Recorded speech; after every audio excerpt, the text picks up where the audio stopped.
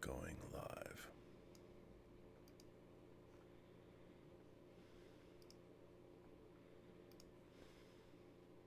I never thought I would see a KURLAN NAISKOS. From the workshop of the Master of Darkwind Hill. This object is over 12,000 years old. Go ahead. You mean it's complete? The KURLAN civilization believed that an individual was a community of individuals. Professor, this is an incredible find.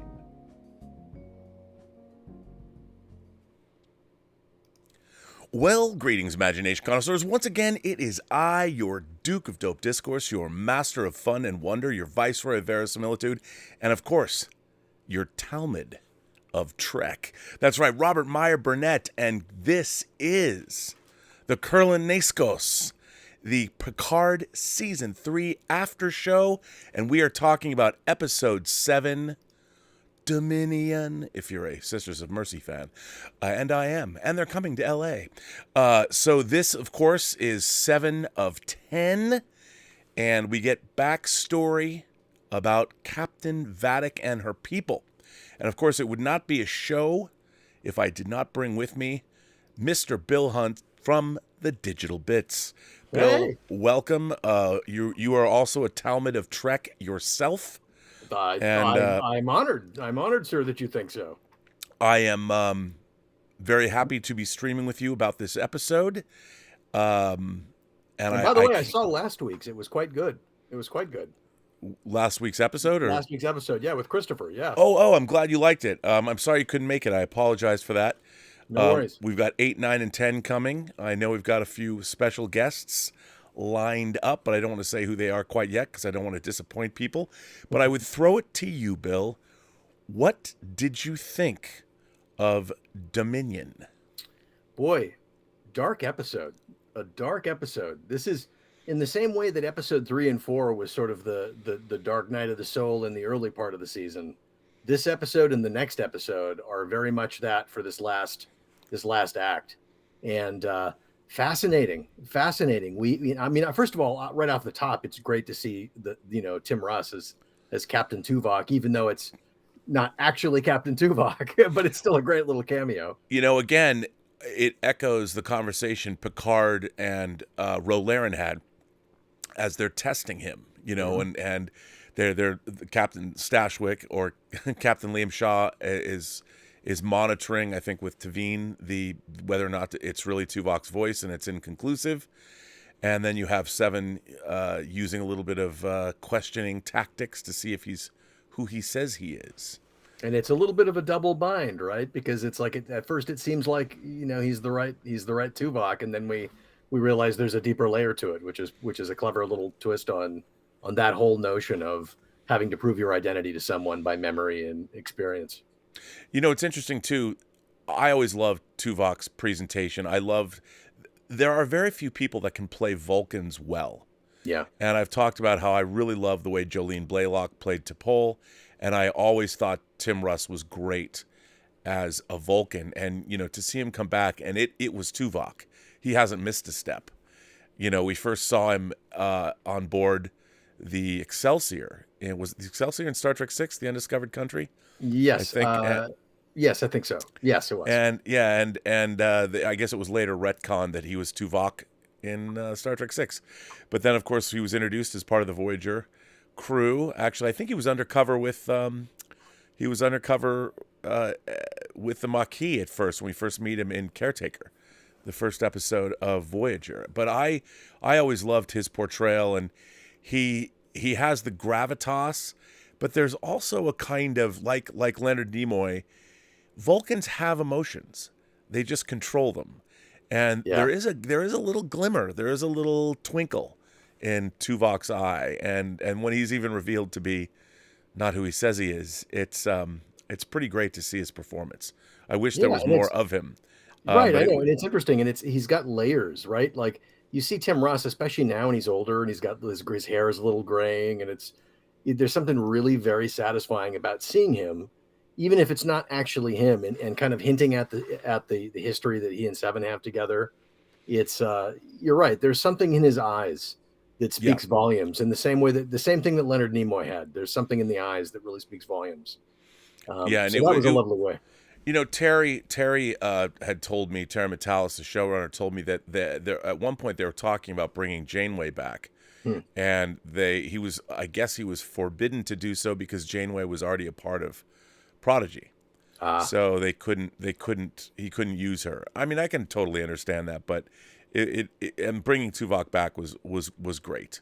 Yeah, and they were able to name check Janeway too, so it's not like they've mentioned her, so she's clearly a part of this universe and continuing to be a part of the story. It's fascinating. But then, the interesting thing about this episode as it moves on is we learn a lot more about Jack, right? Because the whole Irumodic syndrome thing has been a I don't want to say a MacGuffin because we don't know that it's a MacGuffin yet, but when his diagnosis came in of Irumodic syndrome, it got you thinking in one particular direction, and now he seems to be having some new symptoms, and obviously in this episode we see he has an ability that we haven't heretofore seen, and which is fascinating. Yeah, like he's psychic. Obviously, he can hear what Sydney can do, and then he can control her. Yeah, there's a certain bit of mind control, which is a totally new ability that we have never seen before, which is, I think, very interesting. But what I really liked about this is Vadic's backstory is revealed, and it's been already in fan circles a bit controversial.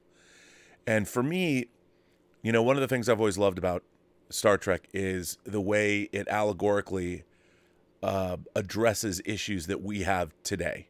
Yeah. And obviously the idea of radicalization because of war, or radicalization. And, I thought one of the great things about the Dominion War arc is how does a utopian civilization hang on to its utopian ideals when it's fighting an existential battle for its survival against an external force? It never aggressed against the Dominion. It didn't know anything about the Dominion. It didn't understand that they had it out for the solids.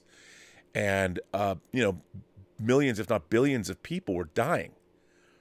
Planetary systems were being wiped out. And so, we turn to this idea that Starfleet or the Federation or even maybe Section 31 would turn to very dark methods. They were trying to figure out a way to commit genocide against the changelings, essentially torture and experimentation, right? Absolutely. I mean, it goes back to what the Japanese were doing to the Chinese, or even what we did against the Tuskegee experiments here in the United States. And so there's a lineage, or even go back to infecting blankets with smallpox against indigenous peoples here in America. Yeah, and it's disgusting, dark business. But when you're dealing with an existential, a galactic threat, the question arises: should we have done this? This obviously is, she's the Joseph Mengele of the Federation. I mean, we find out that Vadic is wearing the face of her oppressor, right? Which is fascinating. A fascinating idea right there. To me, what's interesting about it is it's something that we struggle with today, right? You kind of alluded to it. It's this idea that even as humanity improves, and I mean, obviously, in the world we live in right now, there doesn't seem to be a lot of evidence of improvement of humanity. It's been a dark stretch of 5-8 years, but even if you assume that human beings are going to improve with time, and that is the optimism of Star Trek, that we're going to get better, that we're going to become a better people, that we're going to live up to the ideals that we say we stand for. All it takes is one. And if you've got a planet or a civilization of billions of people, all it takes is a small handful to cause a lot of trouble. If that small handful has access to extraordinary technology, right? And we've seen certainly the history in Star Trek. The history of Section 31 is pretty dark and troubled. And obviously in this timeline, the sort of Discovery Picard sort of the timeline.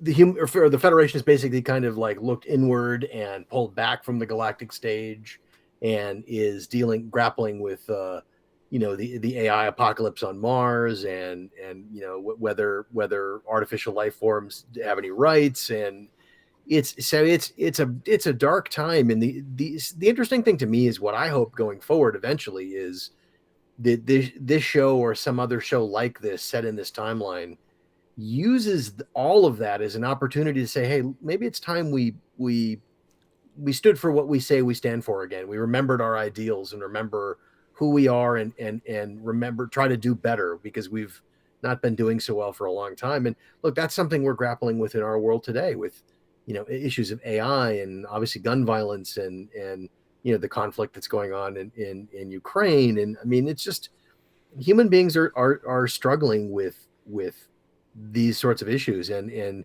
will continue to, probably for as long as there are human beings. This isn't the first time the Next Generation cast has dealt with the idea of a potential genocide. All the way back into the 5th season of TNG, Picard had an opportunity to wipe out the Borg with Hugh in the episode I, Borg. That's right. And the idea was, do we infect Hugh with a genocidal, I guess it was a virus, and send him back to the collective, the Borg collective? And it was a fascinating, and they decided no, you know, and it was a decision. Should they have made that? Yeah. Or maybe, and did Picard make the wrong one? Well, and it's interesting because I just watched Star Trek Insurrection.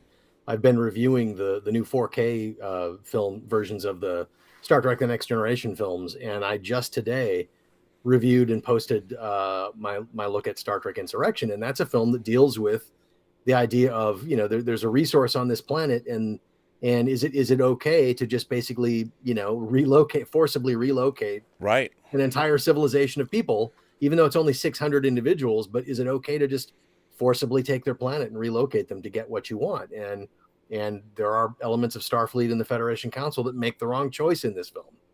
And Picard and the crew of the Enterprise have to sacrifice their careers basically to try to stop it.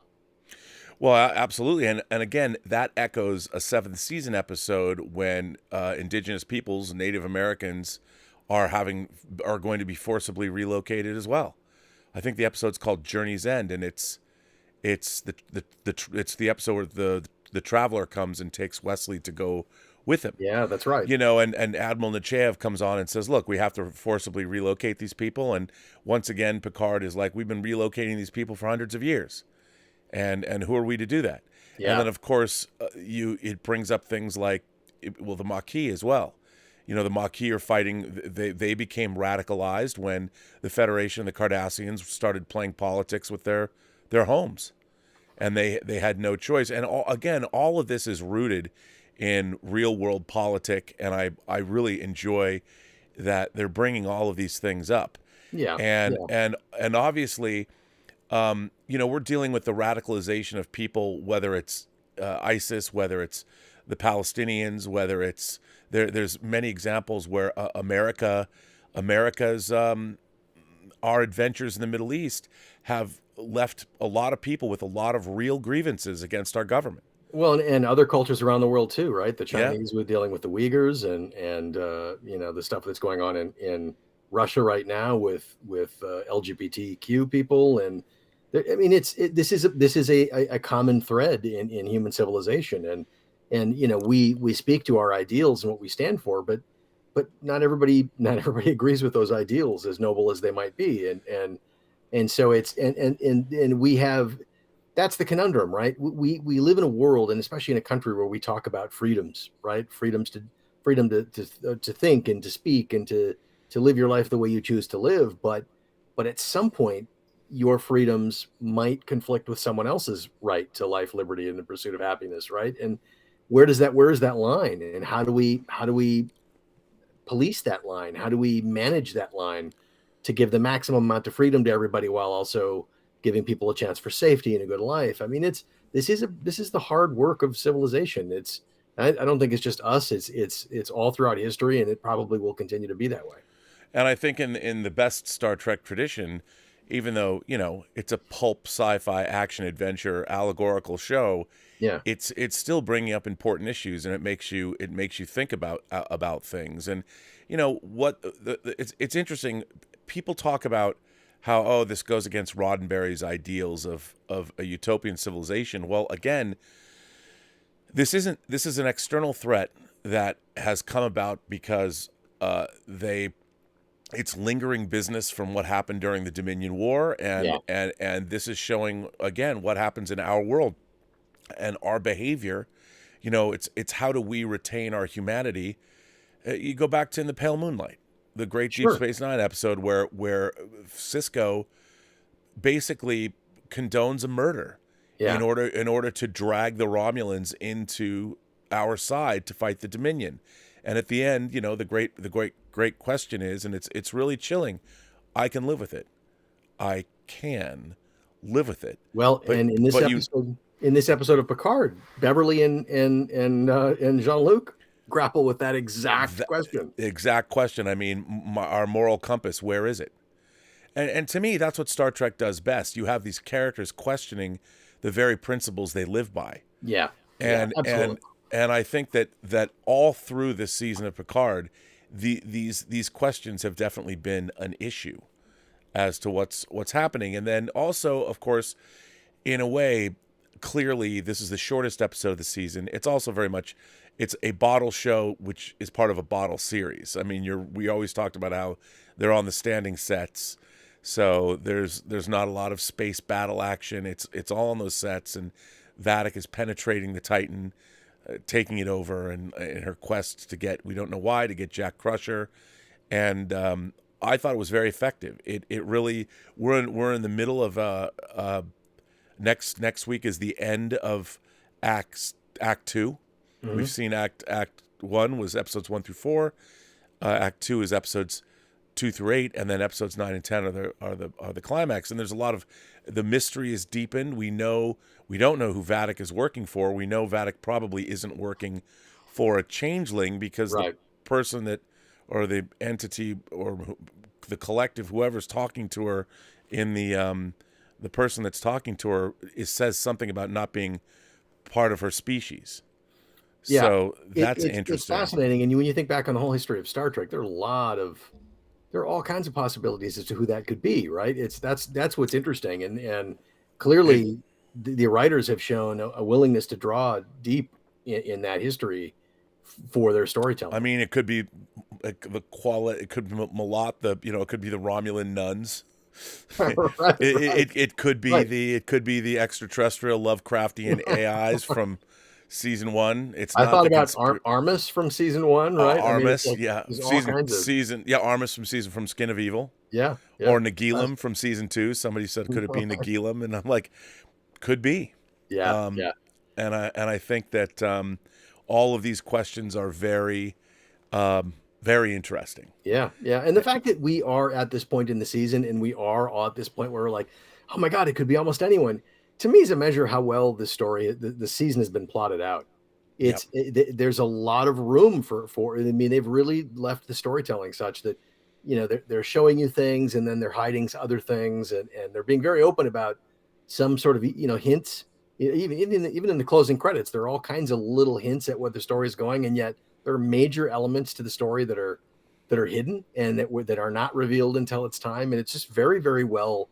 I'm really surprised how well plotted out this season is, given how quickly it must all have come together. I mean, given the fact that they were shooting seasons 2 and 3 back to back, and it's like they really had to. I mean, the amount of effort to figure all this out and to have it all be well thought through and well considered is impressive. It really is a pretty impressive thing. Yeah, I think so. I think so too. I mean, I'm really enjoying. As I've said, this is the 4th time I've seen the series all the way through, and I just notice things more and more. I mean, they've really spent a long time thinking about all this. And I mean, remember, this is the show that in the first season of Trek, in the episode Miri, we have bonk bonk on the head. Look at their machines, Miri. We're gonna grow up and be. I mean, or Chicago Mobs of the 20s being a book that becomes the basis of an entire civilization. We have to remember where Star Trek's roots were and where it comes from, and all the different kinds of. I mean, Star Trek has always been an anthology show where you got something different every week. But this truly is like a Star Trek movie. It's structured like a movie. It feels like a movie. And I'll tell you what, having just watched all of the feature films, going through the Next Generation feature films, this season has got so much more energy. The pacing is just tighter. There's more going on. There's a deeper plot. I think one of my criticisms of the Next Generation feature films, I mean, I like Generations, and I would think you could argue The First Contact is probably the best of those films. But even those two feel very much like they feel like large episodes of the television series. But And they that's also probably don't. no mistake, right? Because they were written by Moore and Braga, a lot of them. Right. Yeah. My problem with all of the TNG movies, I mean, if you've read Michael Pillar's book on the writing of Insurrection, it was a mess. It was kind of a shit show, and he wanted to do Hearts of Darkness, and he wasn't able to do that. And if you look at Generations, obviously Brannon and Ron were writing that while they were writing All Good Things. Yeah. And it was really my problem with Generations is I have a complete disconnect. The Nexus phenomenon makes no sense to me. You know, like there's a space-going energy ribbon that can somehow read your thoughts. Like there's an entity or there's something in the Nexus that can not only read your thoughts, but then gives you a whole reality that you're going to inhabit, which means that it presupposes there's got to be one hell of an intelligence behind there that can probe your brain and understand what you want out of life and then recreate a Christmas scene for you. I don't believe any of it. Yeah. It's the idea of heaven in a spatial phenomenon, right? Right. I mean, that's really what it is. And that presupposes that there must be a God there that's making these decisions. Yeah. Because why does it choose this part of your life and not that part of your life? Yeah. And so when I watch Generations, there's a lot of stuff in there that none of it makes any sense to me at all. Especially. It feels like the writers just had kind of like, look, they were for 7 seasons, they worked on this show and they were doing, 24 and 25 episodes a season. And it just feels like they were running out of ideas. Ideas. And so what they were doing is they were writing TV stories for the big screen.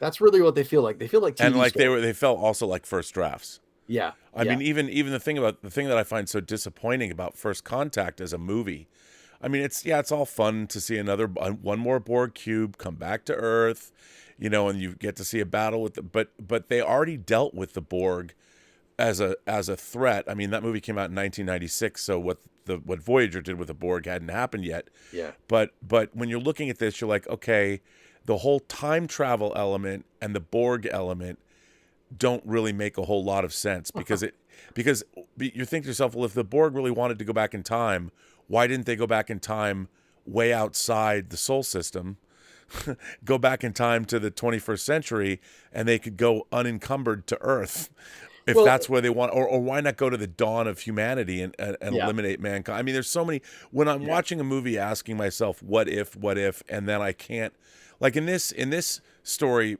there's been a lot of people that have objected to the tone or it's there, but I'm like, I don't care about any of that. It's the story to me that people are like, well, why are they cocking this phaser rifle? And I'm like, who cares? They are. So in this case, maybe those are modified phaser rifles that they traded for. They're out on the frontier, whatever reason they have. Right. They don't have Starfleet issued weapons. And if they do have Starfleet issued weapons, they're probably 20 years old and they've had to jury rig them or something. I mean, these are questions that I don't bump on because it's just more, it's world building. Right. And the Helios was not a Starfleet vessel. They've been outside the Federation being Doctors Without Borders for 20 years. So when people say to me, well, why do they cock the phaser rifles? I'm like, I don't know. These ones, they have to. But why do the phasers change in every film? Like, why are they using a different style of phaser in every movie, in every series? Like, that doesn't make any sense. But you have to kind of let that stuff go. But as far as the tone, I think the thing we forget about the whole notion of utopia is, let's imagine that we today somehow magicked a perfect utopia for ourselves here on Earth. Well, if you don't constantly keep thinking about the fact that utopia requires maintenance, you've got to keep reminding yourself of your values, and you've got to keep recommitting to your values. But let's imagine you do build a beautiful society, but you forget to teach the importance of all that to your kids. And so your kids grow up in a world where they just take all of that stuff for granted and nobody teaches them. You've got to actually think about this stuff, and here's why it's important, and you've got to work at it, and you've got to recommit to it. All it takes is 1 or 2 generations. And so all of a sudden you've got kids that they've taken it for granted. They live in a world, everything is perfect, and nobody's committed to maintaining this stuff. And nobody remembers, and people forget how to do certain things. And so there's this constant mission creep and constant crumbling of that ideal. That's why it's interesting in Star Trek, and especially in The Next Generation. where Picard in particular, on a number of occasions, is always saying, we have got to remember what we stood for. We've got to we've got to draw a line here, and we've got to, like, yes, maybe this seems like a simple thing, but we've got to make this point. It is important to say we can't cross this line. If we cross this line, then what's to stop us from crossing the line next time? Well, absolutely, and we've seen that again. That was a common theme in Next Generation, especially I think back to episodes like the Drumhead, where Admiral Satie comes and is putting her investigation, and suddenly Picard, there's this suspicion there because of Simon Tarsus or whatever, and then when he's on the stand, he's like, "Oh yes, that's how it begins," and he gives one of the great Picard speeches of all time, and he talks about, we have to be ever vigilant. If we expect to hang on to this utopian civilization of ours, it's up to us to hold those ideals up and make sure, like you just said eloquently, the next generation, which is really what I really also love in this season, is the idea of what parents leave to their children, and what responsibilities do children have to their parents, and when are we going to deal with these kinds of things. And the whole show deals with what happens when a parent loses a child, and and what there's so many different layers to this that are working for me, and I think it makes it a wonderful show, and I find it very moving, and also Geordi's relationship, like, with Lore, and you could even look at what's happened to where the character of Data, Lore, Lal, B4, he's literally schizophrenic. He's literally suffering from acute mental illness. Right. And that's another metaphoric situation. What happens when a loved one is suffering from mental illness, and how do we deal with that? And of course, they turned it into a plot point this episode where Lore emerges, takes control, and starts to cause chaos to erupt, allowing the changeling threat to take over the ship. But again, all that stuff was earned. It was all set up, and I think that it's all very, very interesting. And again, it all is building into the larger story. And it is, and I'll tell you what, those character conflicts and those character stories, they all do come full circle. I mean, I was fortunate enough to see 7 and 8. Don't spoil us, Bill. I know. But wow, episode 8 is so good. It's so good, and it's there's a method to the madness. That's what I love. What I love is that as I'm watching this season, everything I'm seeing, there are all these natural questions. Well, did they think about that? Well, that doesn't make any sense. Well, what about that? Well, maybe they forgot about that. But eventually they get around to all of that stuff. They come back to it. They have not forgotten. And I love that. I love that. Doing the respect of the audience to say, listen, we're going to try and tell you an intelligent story, and you may or may not like it, but whatever questions you might have, we've certainly thought about them. Like, we've sat in the writer's room and we have thought about these questions and tried to answer them for ourselves. And I have to give a shout out to the composers, Freddie Weidman and Mr. Barton.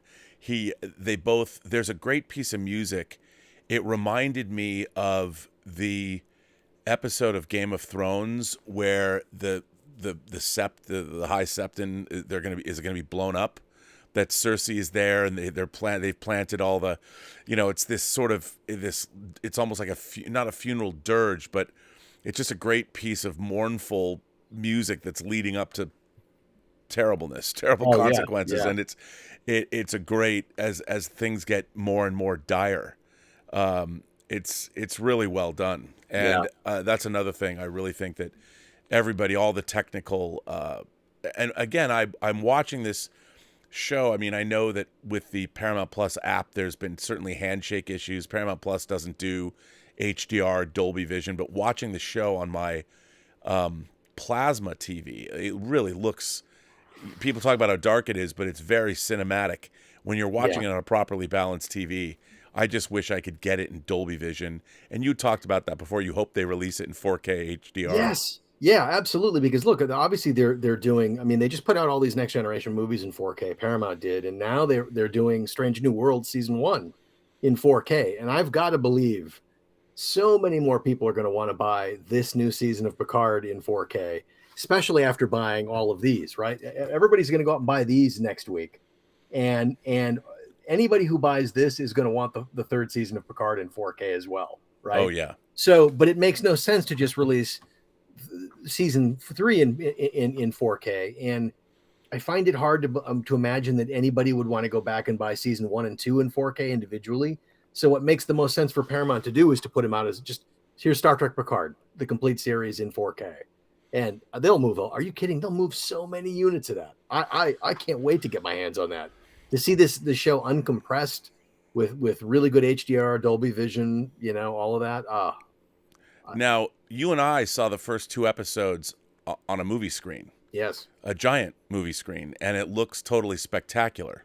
It sure does. It really looks amazing on a movie screen. Now, we've hinted and people have talked about that maybe we can't, if we had real knowledge, we couldn't, of course, say it on this show. Right. But there might be a way for some of the public, the general public, to experience perhaps maybe, we don't know, episodes 9 and 10. There may be something coming. Maybe maybe will be announced soon. And so that might be happening probably around, maybe right around when the 10th episode airs, drops. I don't know how they're going to do it. So, wink, nudge, nudge. Stay tuned. There might be coolness. I mean, if you have an opportunity to see, all I can say is that if there was an opportunity to see the final 2 episodes of this season on a big screen, I would strongly recommend anybody who, not that I'm saying it's going to happen, but if it did happen, get your buddies. Do not hesitate in that circumstance. Especially with the final 2 episodes, if that's indeed what they would be doing, because who knows? Right. I don't know one way or another. You don't know either. Don't know. We're just assuming, maybe. Hey, speculating. It's in the wind.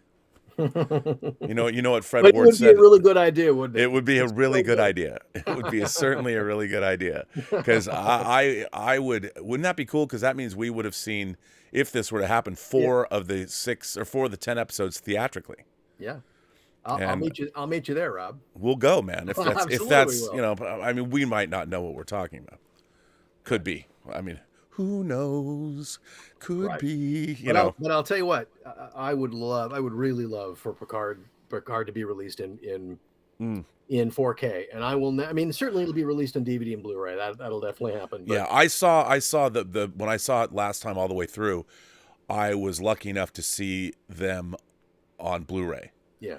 And I don't know if they were officially pressed studio Blu-rays, but yeah, they were quite spectacular. Oh, I bet. Yeah, just seeing these things uncompressed makes a huge difference. Yeah. It really does. Especially because when you're dealing with darker, one of the things that's I think really problematic about modern television color grading is they're not making use of the nits. I mean, a lot of the time things, when I watch it on my OLED set, it's really getting, and people have talked about different things you can flip around, but I've already balanced my OLED set. It's to perfection. Yeah. And I don't want to mess with it just for one TV, so I just go in and watch it on my 65-inch plasma, and it looks fantastic. And the thing of it is that sometimes if you make your set too bright, especially if you've got a flat panel or a plasma, if you make it too bright, you burn it out faster, right? So you don't want to run it at maximum brightness or in contrast, but by the same token, you want to see all the quality you're supposed to see. And that's a problem of just television sets today. Is there's a huge gamut of different manufacturers and different models, and they all have slightly different capabilities. And so it's tricky in a world of 4K and HDR. It's tricky to, not everything plays as well with all the different sets and technologies it should yet. Yeah, no, it's true. Which is why guys like you and me love physical media so much. Oh, absolutely. I got my Criterion sale box today. Yeah. Our friend Lynn, the great Lynn Hobday, she is a British expat living in Japan. She sends in a tip. If you guys want to send in tips and interact with Bill and I, it's in the description, or you could use the super chat feature if you want. Lynn says, "Hi, Rob. Episode 7 was another strong episode. I felt genuinely worried for Sydney and Jack at the end, as you should. The music score is working so well. Great cliffhanger, too. I may need a lot of emotional support when the series is over." And then she continues on and says, "I'm back again. I've been haranguing Japanese Star Trek fans to watch. Thanks to those supporting the series on YouTube, etc., I realize that it's all about views. One Japanese friend normally waits for the DVD, but said he'll watch now. Viva Terry Trek.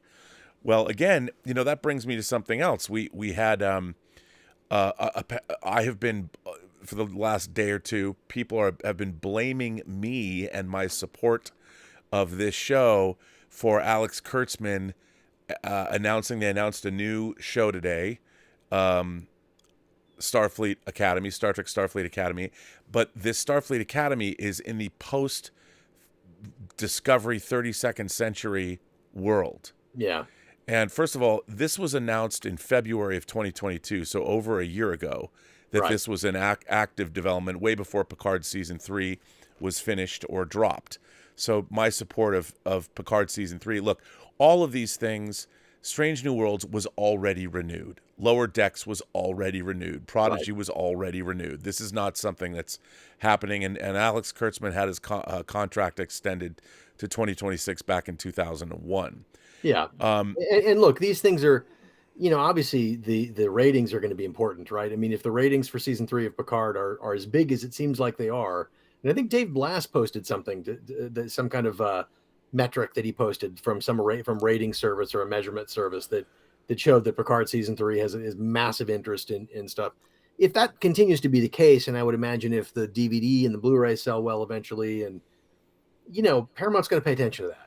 I got to believe Paramount's going to pay attention to that. But that's irrespective of anything else that Alex Kurtzman and Secret Hideout have in development. That's Well, I honestly, I'm going to do a longer show on this, but I have to say that the Starfleet Academy idea that goes all the way back to Harv Bennett.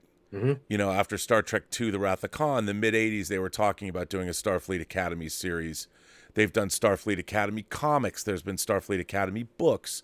Yeah. So this is not a new idea, but I'll tell you this. I have very little interest in obviously, I see the pitch. It's going to be like Hogwarts, but in the Star Trek universe. Yeah. And it's rivalries and loves. And you which is not everything they said. It's going to be a diverse cast. I mean, everything they said about in the Hollywood Reporter or Deadline, I was rolling my eyes. Nobody cares. The whole thing about Star Trek is you're going on a trek, and you're out on the final frontier. And they've dealt with Starfleet Academy all the way back to the first season of, if you think about it, shore leave when Finnegan shows up and starts, you find out more about Jim Kirk, what he was like at the Academy. We've seen Wesley took an entrance exam the first season of TNG and coming of age. We got to go visit Starfleet Academy in Boothby in the First Duty. That's right. In season 5 with Culvert Starburst and Nick Locarno, who later AKA became Tom Paris, and all that. That's they don't want to pay for the rights. But the idea of look, Starfleet Academy, fine. But at least it's in the 32nd century or whatever it is. I mean, at least it's far enough in the future that whatever they do, great. And people who love it will love it, and that's outstanding. I mean, I'm more power to them if there are people that get into it, and for many fans, that'll be their first show. But what I like is there's this nice little area, this timeline right after Picard season 3 that is potentially wide open for something. So who knows, right? Yeah, I mean, I've always liked the title. They could do Star Trek Final Frontier, even though Star Trek V was called that. They could do Star Trek Federation, which is something I advocated with Bryan Singer and Chris McQuarrie in the middle of the aughts. And then, of course, the idea of what Terry was talking about, Star Trek Legacy, which really could be interesting if part of the underlying or overarching story of a Star Trek Legacy show would be to restore the luster to the Federation. Yeah, because that's what our idea was before Bad Robot took over. We'd come up with this idea. Jeff Thorne, myself, Brian, and Chris McQuarrie talked about doing that. Like the Federation, in our idea, the Federation was just old, and it kind of sort of had lost its way. Yeah. But I like that idea. How do you, and again, to touch on things that are happening, make the Federation great again? How do you do that? Indictments notwithstanding. Right. Well, it's a little like the Galactic Empire and the Foundation books, right? Where the empires wane and empires rise and fall, and so the Federation needs a little spiffing up. People need to be reminded, hey, we once stood for something, and maybe we should again. And who knows? I mean, it's like I saw the Starfleet Academy thing today, and I was like, I kind of shrugged. I mean, it's it's probably not for me. I might check it out, but somebody'll like that. But look, I just want there to be a kind of Star Trek for everybody, right? Sure. And including guys like us and the longtime fans and the people who loved the original series and the Next Generation and the Rick Berman era of Star Trek. And you know, it's a big galaxy, man. Big timeline. Yeah, it's true. I just, you know, my whole thing about doing, the problem that I have is there's so many different genre shows about schools. Yeah. Vampire Yes. Academy, Harry Potter being Wednesday. the obvious one. And it's all been done. And in my real problem with a discovery, a post-discovery in that 31st century, I just don't find what they've done in the 31st century very imaginative. You know, you think, like, where would humanity be in 1,000 years? I certainly didn't see that in the Discovery future. Yeah. And Well- they're like, we haven't opened an academy, a Starfleet Academy in 100 years. And the problem is you're too far in the future. The stories that you're going to tell are going to be painfully of today. When really you should Yeah. be talking about a post-human future. There's going to be nothing that goes on. It's like they even said, first loves and all that. It's like, it's all of today. And that's been my problem with modern Star Trek, with Discovery, with Strange New Worlds, with Picard seasons 1 and 2. It's so contemporary that Yeah, it sure is. It's way too contemporary. Yeah. And it's not even, you know, allegorical. And I don't need that. Well, and you know, one of the things that, to me, one of the missteps that Star Trek has always made is the whole idea of artificial intelligence, right? Ugh. The whole idea, and you know, we obviously had ship's computers all throughout Star Trek history, and you had the ultimate computer with the Daystrom computer in the original series, but look, we today are dealing with this idea of artificial intelligence that, by the way, is on a runaway development curve. It is on a runaway development curve. I just, even a few years ago, people were like, well, actual general artificial intelligence, like real self-aware intelligent AI, that's decades away. That might not even happen this century. But now some of those same people are like, could happen in the next 10 years. Yeah. And it's, you know, we're grappling with that today, and it's not even in the Star Trek future. It's not even really an issue. It's like they're only in the Discovery Picard sort of era are they starting to even grapple with the notion. And that to me is fascinating. And I think it's kind of almost irritating that they are grappling with it in Star Trek, because I agree. I don't buy it is so a problem of today. Like you said, like this future with 25th, 26th, 27th, 30, whatever it is century that Discovery's in now, you're right, it would be almost post-human. It's hard for me to imagine that, like, the problem of AI would still be an issue then. No, it wouldn't. And, you know, when you have people saying that the whole idea, that's one of the things, the reason I hate Discovery so much as a show is none of the ideas presented in Discovery do I believe them, first of all. Like, somebody had DNA because they crashed on a planet with dilithium and they threw a tantrum and destroyed all the dilithium in the universe, as if that was the only way to go faster than light. Yeah. I mean, when Zephyr Cochrane tested the Phoenix in First Contact, he didn't have dilithium.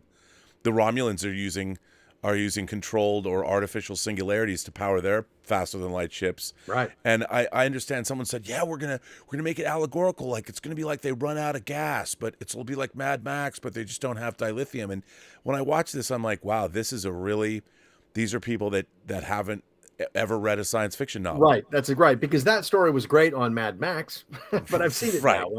Like right. Do something new. And there are ways to do new and interesting things. There really are. Within this universe, there are ways to do new and interesting things, and there are ways to revisit older things that have new resonance, right? But you know, in order to do that, you really have to know the history of the franchise, and you have to kind of lean into it, and that's the advantage of Star Trek. That for too long, I think people have kind of run away from it, like, oh, we've got to reboot it because otherwise it's like a giant anchor around our neck. I don't buy that at all. I think Christopher Monfette, is that how you pronounce his name? Christopher Monfette. By the way, what a smart guy. What a terrific. Yeah, he talked about how, like, you know, the franchise, that history is not a hindrance. It's actually a strength if you embrace it and lean into it. Well, I mean, they would always do things like, I think back to the original, my beloved original series, and like an episode like the Doomsday Machine. You know, they take the idea of mutually assured destruction. Or even Doctor Strangelove was kind of dealing with the same thing. Look, if you have a doomsday machine, you're supposed to let someone else know that you have it, which is Right. so we know it's out there, you know. And the idea of this doomsday machine and coming into our universe and chewing up planets was a really cool science fiction idea, but it was certainly steeped in the idea of modern warfare and harnessing the atom and all of those things. I mean, and it's really even the things that we've seen so far in, like, one of the things I really hated about episode or season 1 of Picard is you have, you know, they're examining a Borg cube and you've got literally thousands of Borg drones. We've seen that people can be reclaimed. Yeah. And they seem wholly uninterested in reclaiming. They've got a few people they're trying to bring back, but I mean, my God, they've got, and at one point they all get ejected into space. Like thousands of people are just killed. Yeah. Well, and by the way, the Borg were from what, the Delta Quadrant? Yeah. Like that's where they originated. And so you've got, so on board those cubes must be hundreds of races that we've never met yet. Right? So like, so you want a strange new life and new civilizations. There it is right there. Like, yeah, well, there it sits. Right. But, you know, kind of circling back to what I was saying about the idea that you can take some of this legacy, you can take the history and the legacy and you can refresh it. An example, a perfect example of that is, you remember the Peter David novels, Imzadi and some of those other novels. Vendetta. He proposed the idea, right? Vendetta. He proposed the idea that the Doomsday Machine was actually designed as a defense against the Borg. Yes. And it got out of control. And I thought that was genius, right? Like the idea that this ancient machine, you know, was developed by somebody to try as a defense against the Borg. Yeah. Which tells you how long the Borg potentially have been around. It's all fascinating. It's very funny to me because when I first saw the Borg were introduced in season 2 in the episode Q Who, and that was written by Maurice Hurley. And I remember when I first saw the episode, like, a cyborg, I mean, Cybermen, Doctor Who, I thought when I first saw them, the whole thing was kind of stupid and clunky. But when you realize that they don't even care that humanity's there, you know, they don't even, and the idea that they are, like, I always love the idea, like in the X-Men, there's the techno-organic virus that Cable has, and they dealt with that in the comics, and there was Warlock, and what if the idea that the Borg, and they've never really dealt with, well, where did the Borg come from? Mm-hmm. You know, and what if post-human research, or with nanobots that were going to extend our lives or something, just ran amok, and it became a plague like the cordyceps virus in The Last of Us, but it was a techno-organic virus that literally just took all sentient life over. Yeah. And it didn't have, there was no purpose. Like, it dehumanized everybody and turns us all into these things. And there was no, kind of like what happens with, they're basically zombies. The Borg are, you know, they're zombified people. Drones, yeah. Drones, and with insect, the idea of they could be part of a hive mind and all that. But there was no, and then with Best of Both Worlds, they had to suddenly, they need a front person, and then, you know, they changed it all. But it would have been more interesting to me if they were just like a plague of locusts, you know, but they have to make them to have them be worthwhile as an adversary, they have to have a face. You have to have somebody there's got to be a villain. Yeah, well, the interesting thing about the Borg to me always was, having assimilated all these other races, you think at some point or other, the Borg themselves would evolve. They would evolve into something else. They wouldn't stay the same thing all the time, because as they assimilate new technology, they would use that to enhance themselves to become better. And that might lead to sort of new ideas about what their purpose is. And so, you know, it's like the Borg kind of stopped evolving at some point, other than for interventions that the Star Trek, you know, the Enterprise crew makes here and there. Well, and then of course, in Voyager, they just kept humanizing the Borg, right? Making them more and more human, Unimatrix Zero, and we go here to dream and all this stuff. But what I think about some of the science fiction novels, modern science fiction that I've read, like Peter Watts stuff, Blindsight. You know, Blindsight was or even you think about the alien derelict in Alien. You know, that race that had all the eggs. And again, they keep with all of these, and even to a certain extent, I mean, I did like the idea of this Cthulhu-like AI out into the universe somewhere. But then we have to make it, oh, well, it's evil and it's going to come eat us because, you know, we're not, whatever. Right. And the idea that there is this cosmic infinitude, when you really start looking at cosmic distances and you really start contemplating real science fiction ideas and where that can take us. Yeah. I would like to see Star Trek evolve in that direction. 100%. Whereas it's still very pulp, and I understand that. It's always been pulp sci-fi, and I have no illusions, but they've always touched on some really interesting ideas, like the neural parasites in Operation Annihilate, that take over Deneva, and they're using people to build their ships so they can spread, and each thing is like an individual neuron of a much bigger hive mind. And even though in the 60s it was weird, but that idea, a life form that is spread out over planets, that it is a giant universal hive mind, and we're dealing with like some really interesting sci-fi threats. And everything I think has become so humanized. I would love to see some of the concepts that are being wrestled with in modern science fiction, like in Blindside or exopraxia. In lots of good science fiction. I mean, how cool would it be? I mean, because one of the interesting ideas is that if intelligence, if life becomes intelligent and then technological and then advances on a scale of thousands of years, would we even recognize it? Would we even recognize it as life? Would it even look at us and bother with us, right? I mean, if I was listening to Brett Weinstein on the Joe Rogan podcast, and he was talking about, for human beings to observe, say, an anthill, that the ants aren't even aware that we exist.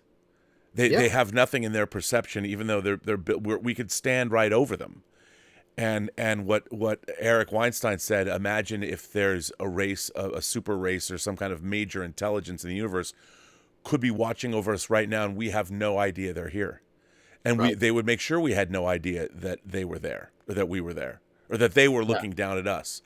And I mean, it's chilling when you start reading a lot of like the three body problem, three body, and the dark forest problem, right? Where where actually what happens is the first species that evolves and gets advanced technology realizes that in order to survive, it needs to protect itself from all the other species, and so it goes around start wiping them out. So the smartest survival strategy for any intelligent species is to hide your existence.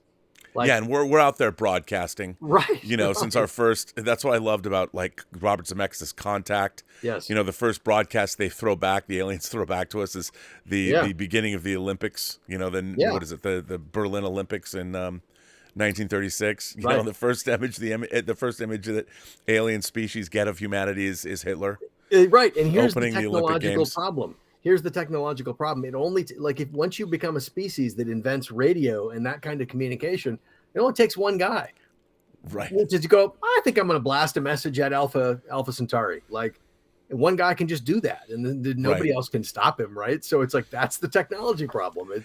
As technology gets more and more powerful, it only takes one individual to do something really foolish or stupid or ill-advised, and can cause a big problem. A big problem. And that idea, I mean, there's a lot of really interesting, and I think that's one of the things that disappoints me the most about modern Star Trek is, like we've talked about, this season of Picard has felt, and it still feels as it unfolds, and Terry Matalas has talked about this, it's a Tom Clancy techno-thriller.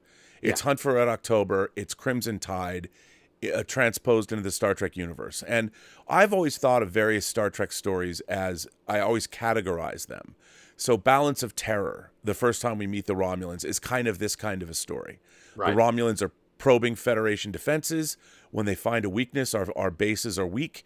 The Romulans have new weapons, their plasma torpedo. And so the Romulans are like, well, part of our civilization is when we probe for weakness and find it, it's time to come back and exploit that weakness. And then the idea that the Enterprise has to stop this ship from getting home because the ship will bring back a galactic war will start. Right. And to me, this is part of those kinds of Star Trek episodes, those Tom Clancy techno-thrillers. Then we've got episodes like the Immunity Syndrome with the giant space amoeba. It's a problem. It's an extra galactic maybe threat. But it's a creature. It's a thing. It's an 11,000 mile long planet devouring amoeba. Well, what are we going to do about that? And as it's draining our life force just by being in proximity to it, And that's a fascinating science fiction idea. Yeah, I am absolutely. missing, or Operation Annihilate, this giant hive mind where each neural parasite is one part of the bigger intelligence. Yeah. And I'm missing the big sci-fi ideas from Star Trek. This season they decided to make it to deal with the ramifications of fallout of the Dominion War, and they opted to make it by design a Tom Clancy-esque techno-thriller set in the Star Trek universe. So that's what they decided to do.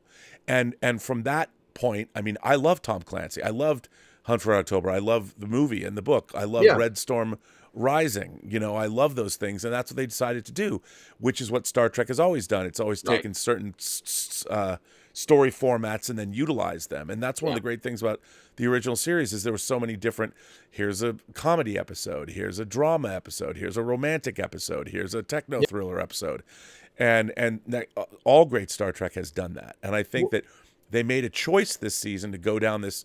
It's even, I mean, there's even a big celebration. I mean, how many movies have ended with a big celebration and there's going to be some terrorist attack? I mean, that's classic techno-thriller storytelling. Absolutely. Well, and the whole Clancy genre, like you look at Hunt for Red October as a perfect example. What makes that so great is that it's an ensemble.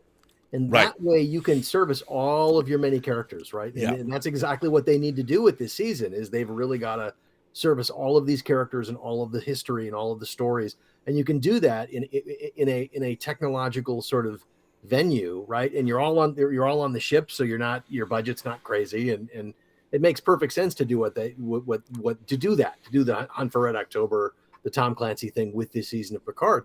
But the opportunity now is to go forward with a new show that gets back to that, you know, the exploring and the wonder of the universe and the awe, the sheer awe of what might be out there and what we might encounter. And that is more bizarre than we've ever, you know, we've ever even thought about, really. And that to me is what I want Star Trek to get back to ultimately is that kind of, you know, I mean, look, Star Trek Discovery, for right or wrong, better or worse, people like it. It is what it is. But like, it's a show called Star Trek Discovery, wherein the characters have no interest in discovery. Right. There's no sense of wonder or fascination or any of that. Like, that's what I miss. That's what I really miss from Star Trek. And even, you know, the Abrams films were, you know, those roller coaster action movies and stuff. But what I want is that wonder and awe and that curiosity and that desire to explore, and the idea that we can do all of that together. Like, all of us together can do that, can participate in that and benefit from it. And we can all, as human beings and as other species, we can all become better together doing it. Right. And I agree. I mean, I think that's what I want to see more of. Mm-hmm. We got people firing a lot of super chat questions. Excellent. Bring them. Rick Shupp has become a member. Vincent Gomez, movie pop, superpowered design, Anakin 264, Bobby T, Kylo Ken, Retribution Zero, Tara Jefferson, Franz Gagino, I think I got that right. Craig Hurst, John Erickson, they all became new members of the channel. For those new members of the channel or any channel members, we have membership chats on Saturdays bi-weekly. We have one this week starting at Saturday at 11 a.m. The last one lasted 7 hours, where it's basically you can ask me anything. We interact with everyone, and you raise your hand, and we talk, we chat. 200 Watt Studio, our good friend 200 Watt Studio says, love this episode, basically called out Fauci and Mengele types. Great Star Trek. Well, I don't know if I would go so far as to equate Dr. Fauci and Dr. Mengele. Here's the interesting thing. Let me address that point, because that's fascinating. It's a very thin line when you're doing that kind of experimentation, right? There's a very thin line between right and wrong in that venue. Like, yes. And I think it's very easy to think, you know, for example, like the idea of reviving old basically extinct viruses that caused major plagues, to try to understand how they work, so that if something like that shows up again, we understand it, we can get ahead of it.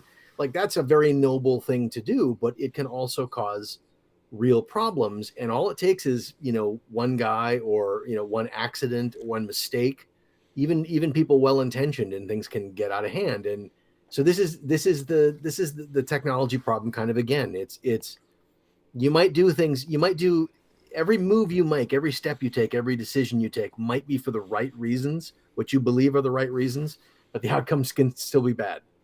Well, I mean, one of my subgenres of speculative fiction, I love plague stories. You know, I love stories about, look at the Will Smith I Am Legend is not the greatest thing in the world, but it opens with, you know, this doctor, Emma Thompson's like, well, I think we might have cured cancer. Well, yeah, maybe we did. And then, of course, cut to the civilization's decimated, Right. you know, and we saw what was very interesting. I mean, look, I believe in the science of vaccination. I've never had smallpox. I've never had the mumps.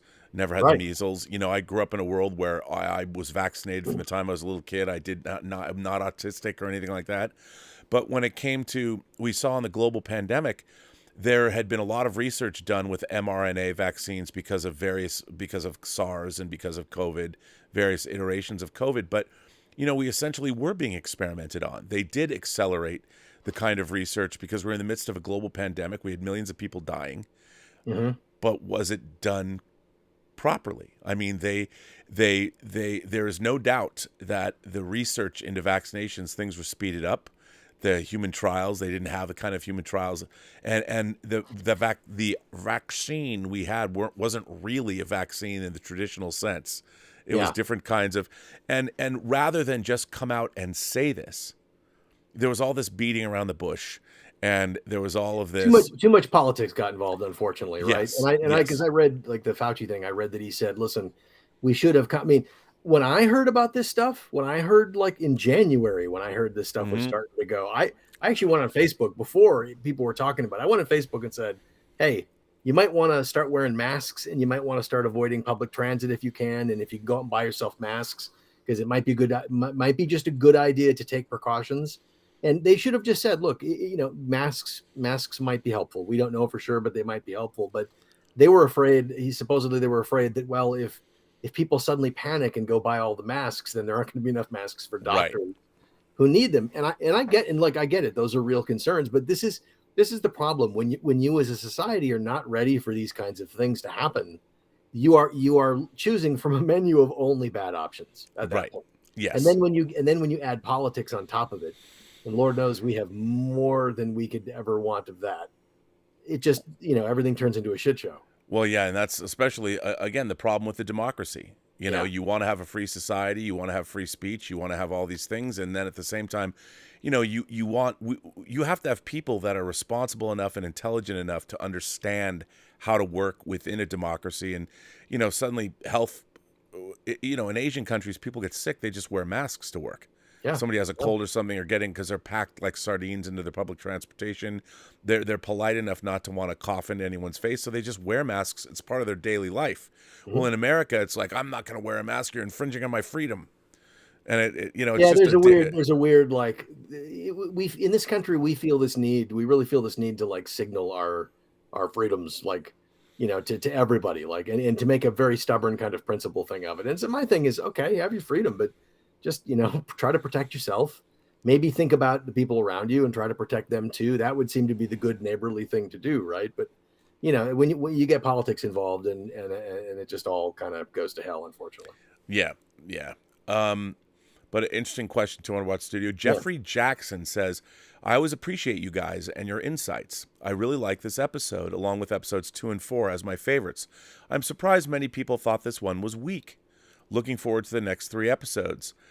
Why do you think that is? You know, why do you think people thought this episode was weak? I've been hearing that as well. Well, I think it is very much like there's not a lot of explosions happening. They're not going all over the place. There's not battles. It's very much internal, right? It's internal to this crew and this ship, and it's these people dealing with, you know, some heady stuff, right? Jack is dealing with the fact that he's experiencing symptoms, and you know, Vadic is obviously taking over the ship, and you've got Picard and Beverly that are struggling with their morality and their right, and you've got Data is struggling with his, you know, his literally his mind. He's got all these different, you know, beings inside of him, and you've got Geordi struggling with the fact that he doesn't know, you know, this is obviously a much more advanced android than he ever dealt with before, and I mean, it's everybody's kind of struggling and everybody is on their back heels in this episode. And I think it's dark. It's a dark episode and everybody is off balance in this episode. And also, there's no Jonathan Frakes. We just see the once when the changeling turns into him, and Worf and Raffi have gone off somewhere, right. you know. And again, here's another thing that people have to appreciate. When you're making a show like this that's already budgetarily constricted, the producers, from the standpoint of production, by not having Worf and Raffi, you that's money you save. You know, right. and only having one shot with Jonathan Frakes, they could have shot that anytime on the bridge set of the Shrike. So, you know, they put him in makeup and they could have shot that. They could have picked that shot up in the previous episode. Mm-hmm. You know, because when he was on that set anyway, and that's what good TV producing is. Sure, so, and it's also just the dictates of storytelling, right? Like yeah. a story arc has got ebbs and flows, and you're occasionally going to get an ebb, and it. The interesting thing is in that quieter moment, in that darker moment, in that kind of pause before the storm, are there interesting things happening? And I would argue that in this episode there's a lot of really interesting character stuff. Right. Going on. Yeah, I think so too. And it's that's why I love this season of Star Trek so much. It's just so interesting. You know, there's so many different things being touched upon, whether it's character moments, whether it's galactic politics, whether it's the radicalization of people that don't believe in how a war ended. We still don't know who the changelings are talking to. Like, who is Vadic working for and why? What's going on? What's going to happen at Frontier Day? What is the plot? What is the actual like mechanism of the plot, and how is it going to unfold? Like, that's the thing that I've really liked about this season is that, I mean, look, I've spent the last, you have too, 25, 30 years analyzing film and analyzing stories, and like, I mean, we immerse ourselves in this stuff. And I have to say that it's been kind of refreshing this season. I haven't been able to see, there are some things you sort of see coming, and then there, every now and again there's something you see coming.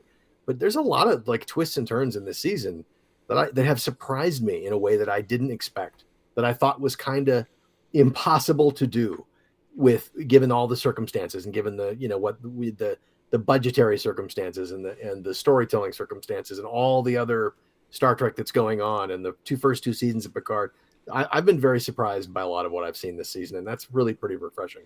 Absolutely, and I think we all have to be.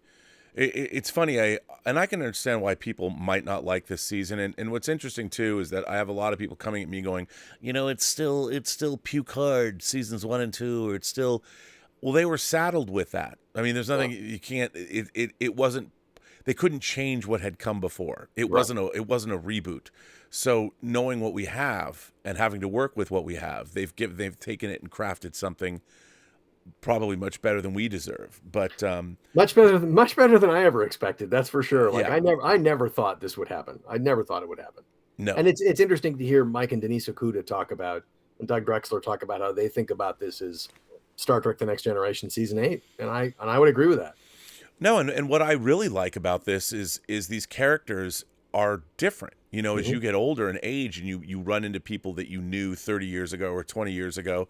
I mean, I've got friends that I have a friend I went to high school with who we were really great friends, and we haven't seen each other in 30 years. And we've recently become in touch again, and he's a terrific guy. He was a terrific guy 30 years ago, and I feel like, isn't it too bad that all this time, I mean, he was working for the music industry in London for 10 years, and he was just gone, and there was no way. And when he got in touch with me because he saw me on YouTube, he couldn't believe it. And now, those 30 years melt away. But that's as you get older and you have friends and tragedy hits you, and people change and people are different. And I think they're doing a really great job bringing our characters back and putting them together in a way that I find interesting and respectful.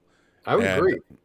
And that's just life. That's just life. What we're seeing is that these characters have lived a life in the last 20 years. And as you say, like, it doesn't, as you get older, things start happening, deaths start happening, and people fall away, and that will hit you hard. That will affect you when you start losing family members, parents. Like, that's rough, man. That's a rough thing to go through, and it changes who you are.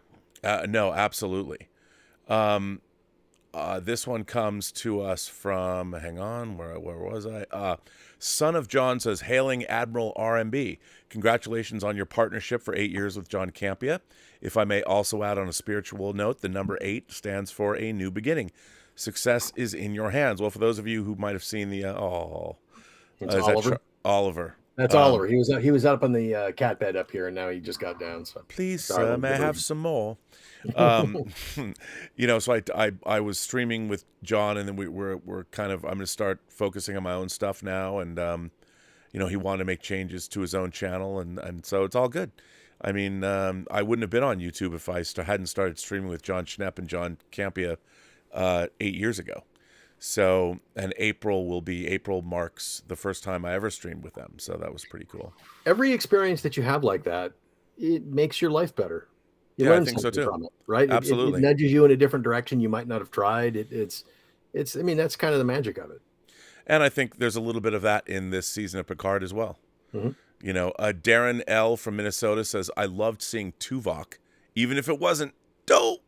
Live long and prosper. Yeah, I mean, it was great seeing, you know, the question that I have is Tuvok dead? Did the changelings kill him? I know. Like, where is he? You know, how many people we know and love might have been taken over, right? It's I don't know, man. And I don't know. It doesn't sound like the changelings are very sympathetic to keeping people around. No. So who knows what's up? 200 Watt Studios says, I do agree that this was the weakest episode of the season, but it had great moments. Mm-hmm. Tim Russ falling back into Tuvok, Geordi pleading with Data. Oh, I love that. I love Geordi pleading with Data. I thought that was terrific. It was really great. And again, I love the Geordi Data dynamic. I mean, Geordi, it's not the Data that he knows. It's something new. Yeah. You know, he's essentially got this, even though it's a synthetic body, it's like a replicant body with this positronic brain. Think how hard that would be. I mean, Picard and Geordi have seen Data die twice. Imagine your good friend, you know, just like you're losing them twice, and suddenly here they are again, and it's kind of them, but it might not be them, but maybe it's them, and that's a hard thing to grapple with. And the thing is, he's, for all intents and purposes, he's human. Mm-hmm. He's finally achieved his wish, and yet he's in the grip of mental illness. He's schizophrenic, and Laura's taking over, which I love. Scott Bartholomew has become a new member of the channel. Thank you, Scott. Mason the Nerd sends in a super chat. Thanks, Mason. Appreciate the support. Tom Jr. Jackson, our own moderator, says, keep it up with the super sticker. Michael Nemo says, damn, this means I'm going to have to not watch 9 and 10 when they air and wait for a cinematic release. We're not saying that. We're just saying, who knows? As Spock said, there are always possibilities. There might, yep. You never know. Fine, I did it with Doctor Who already. Well, Michael, you know, all I can say is, if there was going to be a kind of an event like that, I'm sure we'll find out about it relatively quickly because people have to make plans and buy tickets, you know, and correct. You know, and if they would have to know soon, and maybe they will, maybe they won't. Who knows? You know, The world works in mysterious ways. Today's the opening, so it's Major League Baseball's opening day today. Baseball, baby. And there's new rules this year. Right. You know, they want to speed up the game. You better pitch that ball, man. All I can say. John Hiroshi says, Tim Russ still with the Planetary Society with Robert Picardo. Ever want to join? I like the Planetary Society. They have an office in Pasadena. Yes, they do. I drove by it all the time, and I never went in there. I always wanted to go in there. Maybe I'll have to do that. Yeah, maybe one day. I signed up. And backed one of their. I think the Planetary Society did the light sail mission. Oh yeah. I signed up for that, so I got membership for a couple of years. I love supporting those guys. Yeah, it's great. Walter White Walker says, I'm still waiting on DS9's Morn to show up. Is he still around? Who mourns for Morn, man? I don't know. Maybe, who knows? Maybe he's at the bar somewhere. Maybe we're going to see him drinking during Frontier Day. Sidling up to a bar, just throwing back a few. Mark Spector's Avatar has been a member for a couple months. Thanks, Mark. Mark says, we need a show called Star Trek Borg. From the Borg perspective, assimilating everything and every resource. That might get a little one note after a while. But I would really love to delve into the origins of the Borg. I've had a story in the back of my mind that would be rather epic about an interesting way to make the Borg a new and different kind of threat that would delve into their Well, creation. imagine a Starfleet mission or a Section 31 mission or some kind of a mission, a scientific mission to go into the Delta Quadrant and try to figure out the origins of the Borg and try to understand the Borg better, right? That would be fascinating. Yes, absolutely. Mashby says, it is a wonderful feel that you can relate to events that are realistic to us. Each episode can immerse you for the next episode. Family and trust. Family and trust is always what I've personally loved in TNG. Well, you're absolutely right, Mashby. That's what this season is all about. You know, how families endure. You might not see somebody for 20 years. You might not even know you had a son. And I'll tell you something else. I mean, I really loved Beverly's reasons for not wanting Jack to keep Jack a secret from Picard. Yeah. You know, and not want him to, when she gives the speech about losing her parents to space, losing her husband to space, losing Wesley to space, and having Picard with a target on his back, I completely understood that. Yeah. And I love that it came down to his choice, whether he wanted to actually go and find Picard and meet him or not. And he actually did try. And then, you know, he had the encounter in the bar that just, you know, broke his heart. I love that. And I love that Picard knew that. Picard realized that. I mean, that's human. That's what life is, right? Totally agree. 200 Watt Studio says, Star Trek at its core is the writing, 100%. The first writer announced for Starfleet Academy was the actress from Lower Decks who has no prior writing experience. Well, you know, and the problem is they're going to write about themselves. You know, great writers write about something other than themselves. Great writers also write about themselves. I get that. Mm. But a Starfleet Academy show is going to be painfully mired in today. And what it needs is it needs a sense of awe and wonder and imagination. And I don't think anybody has much awe and wonder and imagination these days, especially people that aren't working in Hollywood, because, you know, as Alex Kurtzman famously said about Star Trek, is that we are using Star Trek to convey our message, meaning you're going to discuss the politics of the day, and that way therein lies death. I mean, tell me an allegorical story about these things. And look, Star Trek, The Next Generation, Deep Space Nine, Voyager, and to a certain extent Enterprise had really great, like I think about the Enterprise episode Cogenitor, about the third gender. I mean, here the Enterprise finds another spaceship both studying the sun, you know, and we team up, and like it's a first contact situation. We realize, boy, we can be friends. I can't believe it. We're studying the sun together. And then they find out, Trip gets all caught up in the fact that this third gender, who's a second-class citizen who they don't even educate, and Trip's like, I'm going to help this person. Right. You know, and takes it upon himself, like, I know better, you know, and then this poor person who was part of this society learns from Trip and decides they want more from life and ends up killing themselves. Yeah. And then when Archer confronts Trip about it, Trip says, well, I learned that kind of idealism from you. I learned by your example, right? I just tried to do what I thought you would do. Mm-hmm. And it's like, and Archer realized, oh shit, he's right. Like, that's fascinating to me. I mean, you know, the whole idea of Star Trek is, I understand the desire to tell the allegorical story and to talk about our problems today. But I'll tell you what, one of the coolest experiences I ever had was going to the Kennedy Space Center and watching the STS-95, the Discovery shuttle mission, when John Glenn went back into space. Mm-hmm. And I will tell you that I went and I was one of a pool of, you know, thousands of press people that were there, and we got access to every possible thing you could imagine, and all the legacy astronauts were there celebrating the event, and it was huge. There were more people at the Kennedy Space Center that had ever been there since the Apollo moon mission, and it was amazing. And the cool thing is the night before launch, we were, we had to sleep on the Space Center lot, in the parking lot right by the VAB, because the press people basically said, listen, that would be the vehicle assembly building. Right. The vehicle, like the big iconic building with the NASA meatball on the side. Right. They basically said, the NASA people said, look, if you leave tonight to go back to your hotel, you might not get back in tomorrow. Traffic is going to be so bad. So you can stay here, just sleep in your car, whatever, hang out. And so we did. Right. And I'll never forget being there at 2 a.m. and I'm trying to sleep. And then I thought to myself, why the hell am I sleeping? I'm at the Kennedy Space Center. Like, open my eyes, and there's the big like NASA logo on the building. And I lean forward and I look out the windshield, and like there on the horizon, lit up by all the lights, is the space shuttle that's going to take off in the morning.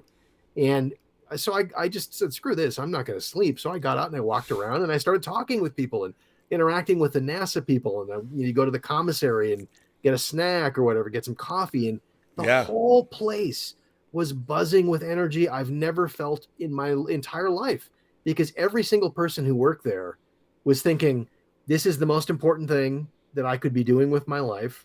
Like, this mission is my part of it. Did I get it right? Did I think of everything? Did I correct every error? Did I catch every mistake? Is there any possible thing that I could have done to make this better? And it's the whole place. It was, to see that shuttle take off the next day and to feel the energy of that place, every single human being in that place, it was as if they were all lifting that rocket into the sky with their sheer will. People, and to me, it was a really powerful lesson in, this is what humanity can be when we all put aside our bullshit, our petty bullshit, and we all group together and try to do something amazing, to push back the frontier, to expand the limits of human knowledge, to explore like that. That's the greatest feeling I've ever had. It's the greatest thing I've ever experienced. And that, to me, is exactly what Star Trek should be always. Yeah. Well, listen, I agree with you. I mean, one of the things that it instilled in me was, even as a kid, the Enterprise was full of 430 people, you know, and they were all scientists. And yeah, there were certain people that had to do support services and all that, but they were all out on the final frontier because they chose to be. And, you know, in my own life, I've always loved, I remember when I was in high school, I was the feature editor of our newspaper. And it seems funny to say that, but we had to go to a typesetter. We didn't have computers that could typeset columns of words. And so we would write our stories, and then we'd drive out to the University District in Seattle, and our typesetter would print things in columns. We had chart pack tape to put the little lines on the pages and stuff. We had to lay it all up, and we'd sometimes spend all night and then get it to the printer. And then this high school newspaper would be delivered. And our newspaper class, it was like 20 of us, 25 of us or something. And when we would all get it, we'd get the paper and open it up. We made it. Yeah. We all collectively made this thing. And I feel the same way when I work on films or when I've worked on DVD projects. When Tango Shalom was first finished, and I have to say, when I went and saw it in a theater, I worked on this movie for 5 years with people. And, back in 2021 when it opened, I even just sitting there, I'm like, oh my God, this is a movie in a theater that we made. I mean, it was a little movie, but there were times when we wanted to quit and we were going to give up. And then this little movie, that I produced and edited, wins the audience award at the first Islamic Comedy Film Festival in Rabat, Morocco. Yeah. I'm like, what? But it did. It happened. And, you just never know. That thing is a project that you willed into existence. You and many other people together. Yeah. No one person could have done it. You collectively willed it into existence, and you sweated blood and energy, and you spent sweat equity and time and heartache and made this thing together. That's amazing. That act of working together is amazing. And it's interesting. We have a show coming on this channel called Architects of Imagination that is a video game developers show. And I'm not doing the interviews, but it's a new show where the first even from Naughty Dog, one of the people that created The Last of Us, is the first guest. Wow. And the amount of people it takes to create a video game, it's the same kind of thing. Yeah. And I think that I really wish if more and more people would get involved. I think in a way, I mean, I wish we almost had some kind of a social project where when you turn 18, you're not drafted, but you go into some kind of social service where you work in the country. You have to travel 1,000 miles from where you live, and you're given a choice. You can work wherever you want. You can do these things. You can work in an old folks home. You can help build infrastructure. And I think it would just bring a sense of community. I think we desperately need that, a national sense of unity. 100%. A community, and the notion of giving yourself to something larger than yourself. Yes. Sacrificing for a cause, an effort that's greater than you are. Yes, and I think that would be a beneficial way to help this country immeasurably. Yeah, I Because 100% agree. there's no better way to find out that we have more in common than we have different than working on a collective project with somebody. And it's a great feeling because you meet people and you make friends, and Yeah. it's like I think it's humanity at its best. That's what we do. That's what we do is we work together on amazing things, and Yeah. and it's an extraordinary just to see it happen. You know, when I'm getting back to the NASA thing, that the morning of launch, even guys who were like sweeping the cafeteria, man, when that launch was happening, they were part of it. They were a part of it. They were legitimately a part of it. They did something that contributed to this larger effort, and it was important to them. And it's to see that and be close to it. It's just a magnificent thing. It's really stunning. It's hard to put into words. Yeah, well, you know, Kennedy, ask not what you can do for ask not what your country can do for you. Ask what you can do for your country. Yeah. You know, and not in some nationalistic fervor. You know, do it for the greater good. Right. And what is the JPL motto? The dare mighty things. Right. Yeah. Which is great. I mean, Yeah. you know, I love going to JPL because they've got the mission boards that show like plus how many, and you're looking at like Voyager and it's like plus 49 years or something. Yeah. Yeah. You know, and you look at that and you're like, oh my God, there has been a space mission ongoing that we're still getting telemetry back from for almost half a century. Yeah. How about the fact that there's been a continuous human presence in space for over 20 years? Mm-hmm. Like that's extraordinary. Like It's human beings extraordinary. have lived in space for 20 plus years. It's amazing. Michael Nemo says Star Trek Starfleet Academy Episode 1 is going to be called Pronouns. Probably not too far off. I mean, they already dealt with that in the 32nd century in Discovery, which I thought was, again, a little silly. Especially Well, that's the thing. It's like we're grappling with that stuff now, right? So in theory, you would hope that like the grappling with it would be over and everybody would just be accepted and just do their thing, and it wouldn't be an issue. But we're I mean, intermarrying with aliens in the Star Trek universe. I mean, Right. I've often joked. It's an ongoing joke on this channel, but like, how far would you push your alien relations? Like, could you marry a xenomorph from Alien? Like, if a xenomorph was smart and you could talk to a xenomorph, like, could you make love to a xenomorph? Or would that be too far? Or could you do a Vulcan, but where's the demarcation line? Like a Tellarite? Could you date a Tellarite? Like or an Andorian? Like, where do you draw the line? hey, man, love's a funny thing, and Love knowing is a human- funny knowing human thing. beings, somebody would try sooner or later. I know. And more power to them, right? 100%. I'm not going to say anything. Geekin' with James Hancock says, have you ever thought about making a video about the best episodes in every season of Star Trek that relate to Picard Season 3? It would be a great way to get younger fans hooked on classic Trek. Well, for those of you, people have asked me, Bill, to make videos. Like, now Star Trek is there's so many episodes of Star Trek. I think there's we're approaching 1,000 episodes of Star Trek. I'm going to start doing these videos probably next week called RMB's 10 in 20. And it's going to be lists of 10 things in 20 minutes. So I'm going to make 20-minute videos. And one of the things I'm going to start with is I'm going to do 10 and 20s for every season of Star Trek. Oh. Now, there's more than 10 episodes from the first season, from any season, that's worth watching. But I'm going to make a primer, a primer, if you will, of if you know nothing about Star Trek, here's 10 episodes you can watch that'll get you up to speed about the Star Trek universe. And I'm not going to say it's definitive, and I'm not going to say they're all the best. There's a lot more that you can delve into. But if you're trying to bring yourself up to speed, these are the 10 episodes you should watch from the first season, from the second season, from the third season. Then we'll go on to TNG, and then we'll go on to... Let me know when you get to Enterprise. Oh, yeah. No, absolutely. And so... I could talk about that show forever. Well, maybe you should do the 10 and 10 then. Well, I'll join you. Yeah, that would be a lot of fun. Walter White Walker says, so they were fully capable of making this for years and chose not to. Frustrating it took so long, but I'm finally glad they got it right. Well, here's the thing that people they're when people don't like things, everyone's like, well, why don't you just get rid of Kathleen Kennedy? Or why don't you just... That's not how the business works. Right. You know, people have contracts, and nobody sets out to make something bad. You know, everybody sets out to make something good.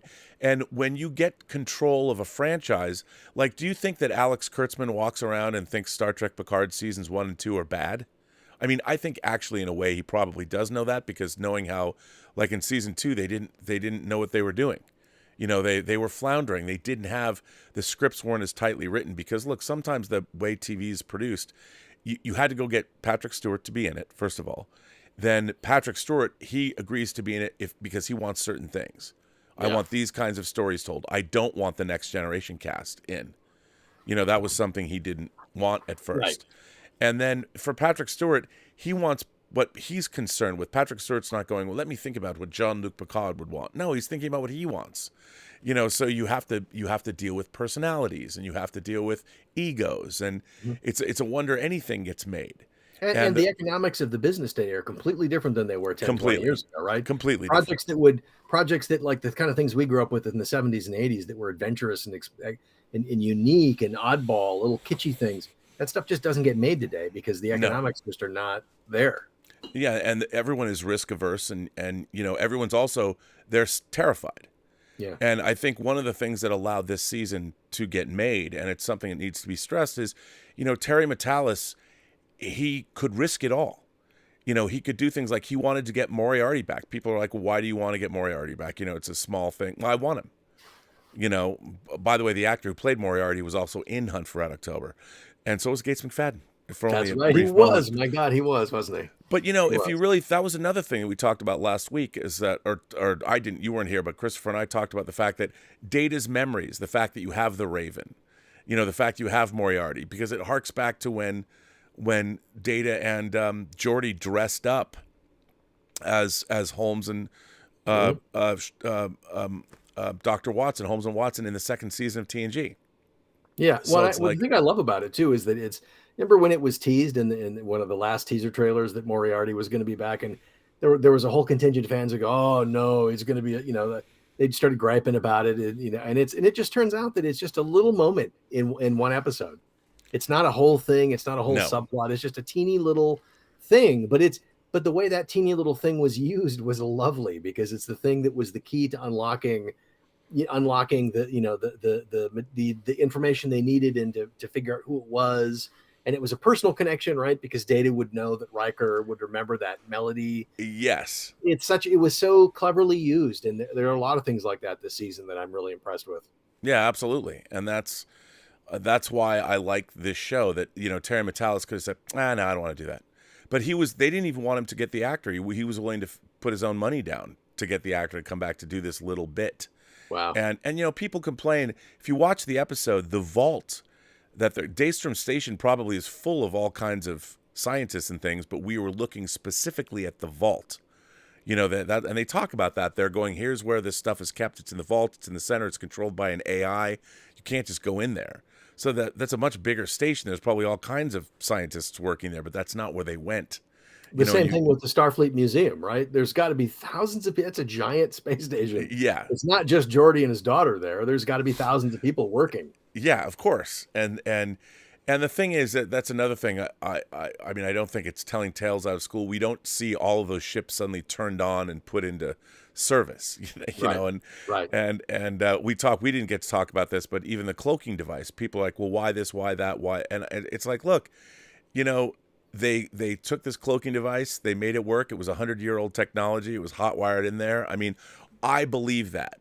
You know, yes. there are people that'll say, well, I don't believe that, but it worked in the Star Trek universe. If that happens, you have to ask yourself, okay, well, why did they have to decloak to beam when in Star Trek 3 they could beam people up while the ship was cloaked, like when you see in Golden Gate Park? Well, it wasn't moving.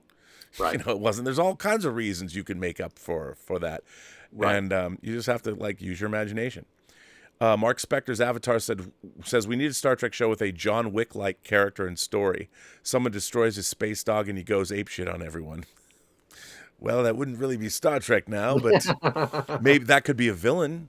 And actually, they kind of did that in an episode of Next Generation called The Hunted, when they had a character. Oh, you're right. You know, a character was genetically altered to be a soldier.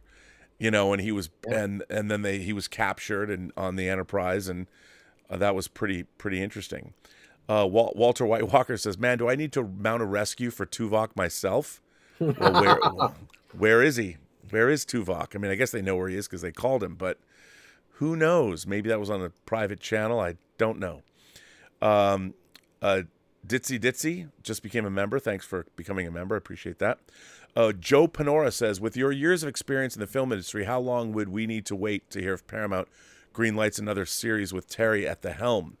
Well, you know, the way things work, maybe forever. It might not ever happen.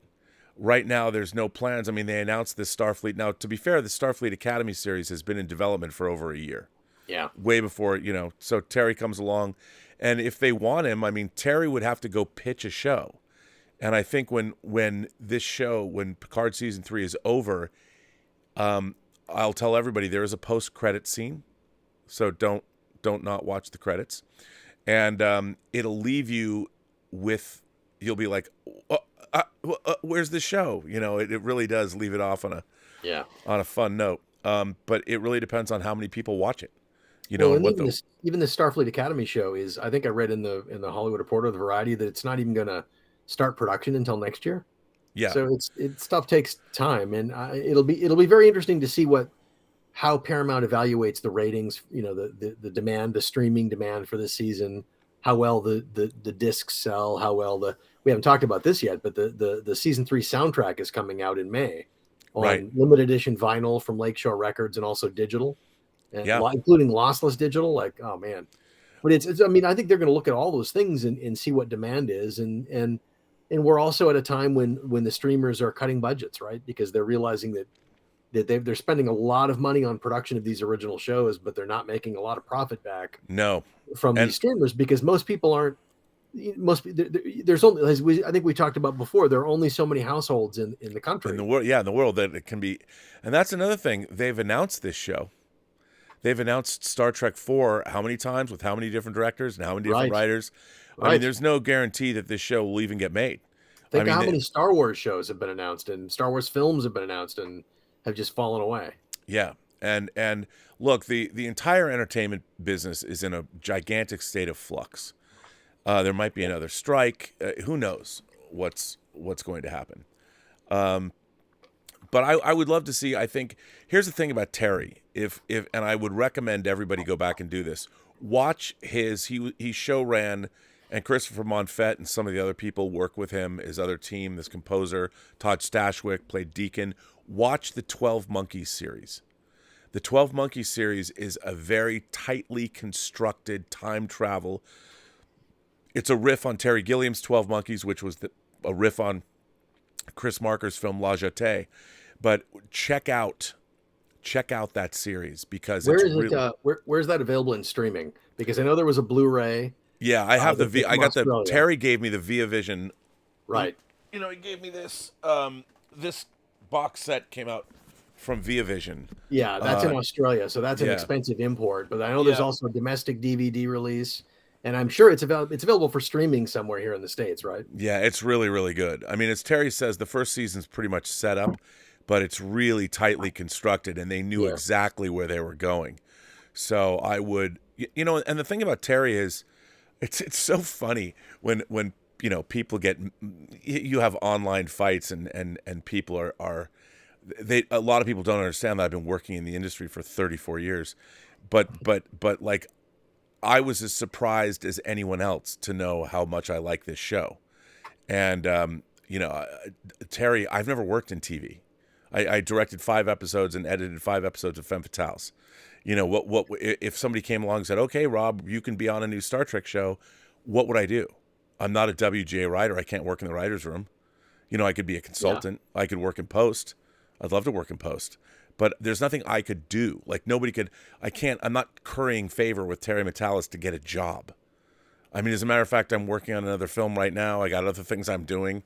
I mean, I did edit an animated series for Netflix you can watch, Dota Dragon's Blood. But it's, again, people don't know how the industry works. Yeah, it's much more complicated than people realize. Yeah, they don't get that. By the way, 12 Monkeys is available for streaming on Hulu with a subscription. Oh, it is. Oh, yeah. I would encourage everybody to watch it because it's great. Jermaine King says, Amanda Plummer is doing an amazing job as Vadic. I keep waiting for her to start quoting Shakespeare like her father's character in Star Trek 3. She probably wouldn't do that because Shakespeare is a solid. Valid point. Oh, that's, Gregory Gilgan says that piece of violin score in the last act. Wow, that's what I meant. That piece of music was incredible. Yeah. Really, really like apocalyptic. Yeah. 200 Watt Studio says, I want a Borg series where they go planet to planet righting wrongs, like The Fugitive or The Incredible Hulk or Quantum Leap. Okay. Good Tea, Nice House became a member of the channel. Well, thank you for that.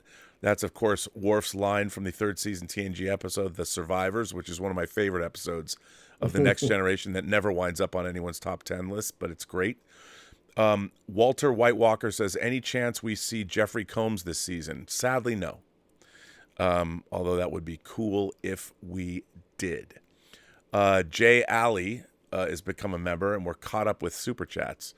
So, Bill, do you have what are some final thoughts you might have for this particular episode of Picard episode 7, Dominion? I just think it's a very, very interesting episode, and I understand why people think it's not. I understand the word. The people are using the word. It's a weaker episode. I wouldn't say weaker, but it is definitely like a kind of pause before the storm. It's dark. There's a lot of introspection going on, and I find that actually very interesting. And knowing what happens in the next episode,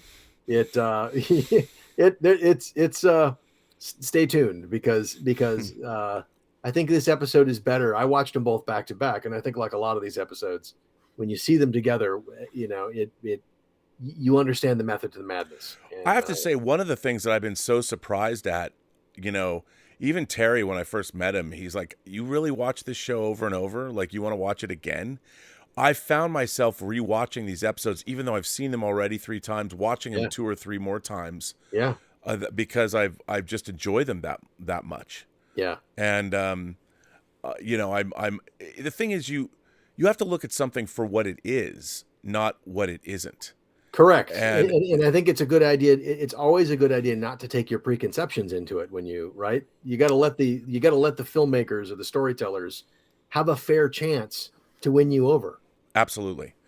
And it's funny because all of these, and I'm not saying you can't have criticisms, but the criticisms, it's always like, to me, it's always like, well, what about this or what about that? And I'm like, look, within the context of the story, if there's something that doesn't jibe with you, you ask yourself, okay, here's what happened in the story. Is there something in my mind that I can reasonably assume that, like, if A, B, and C are true, D, E, and F are probably true as well, and that's why this thing happened. It's like people who get mad about the phaser, the cocking the phaser thing is so weird to me because, okay, maybe that seems a little strange, but that's a detail, an added detail, looks cool, maybe an actor did that, but for whatever reason, this particular gun in this particular time needed that to happen. Yeah. And it doesn't mean just because you haven't seen anybody do it, we're seeing technology that could have been retrofitted. You have to ask yourself all different kinds of things. This is not on the flagship of the Federation. Helios is this ramshackle ship that they're.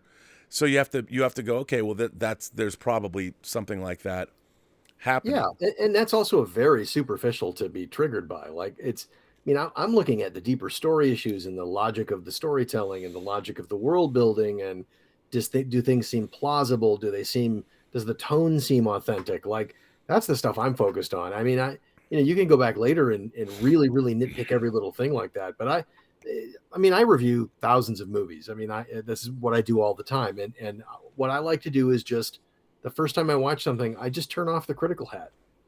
I just want to be an open book, and I want to give the filmmaker a fair chance to win me over. And I'm just going to go in with an open mind and experience the film or the TV show or whatever it is the way the artist would want me to do it. And then I can think about it and process it and start digging into it and like nitpicking it. But I think that's important. I think you have to, art requires an open mind. You have to give the art work and the artist a fair shake. Well, it's like, look, there are certain things when I watch immediately when they're happening, I'm like, come on. And right. one of those things would be like when you see the red angel, the red beacons appearing, they show you the whole Milky Way galaxy and they show these beacons show up all at the same time. Right. I can't accept that as a viewer because that would in the real physics of something like that happening, there would never be beacons that would all turn on at the same time that we could register at any point in the galaxy. It'd be too far away, the speed of light and all that. So when that's a plot point, it happens, I can't get past it. I'm like, that's terrible writing. That's somebody who doesn't even understand the distances involved and doesn't understand the speed of light. So when somebody asks me to believe in something like that, I can't get past that.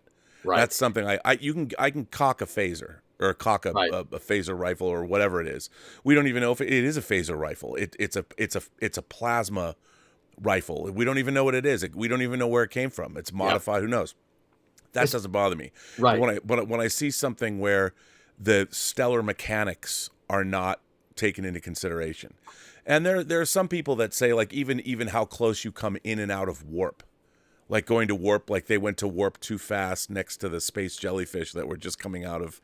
Well, in the episode right after that, the starships come into warp all like right there. Like I mean, nose to nose. Right. I mean, like that's a storytelling. You know. Yeah. I mean, you got to kind of just like let that go. But what drives me crazy is like you say, when especially in science fiction, this is important.